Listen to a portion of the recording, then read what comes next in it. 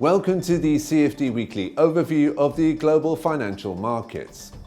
The euro grew slightly higher last week as markets took a collective breath awaiting Fed Chair Powell's keynote speech at Jackson Hole.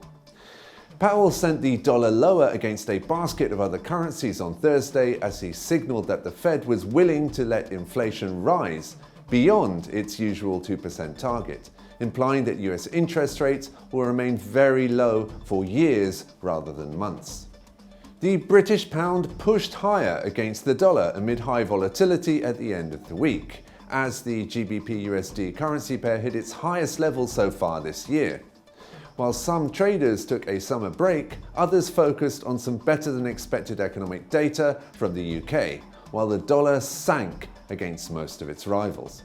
The Japanese yen traded in a tight range, but fell over the week. But the resignation of Japanese Prime Minister Shinzo Abe caused some volatility late in the week, as investors moved into safe haven instruments. Gold prices increased over the week as the dollar declined. Investors were also interested to read filings showing that Warren Buffett had sold much of his bank stocks and had bought gold instead. Fed Chair Powell's dovish statement also underpinned the metal last week. US stock indices continue to hit record highs as tech stocks again push shares upwards.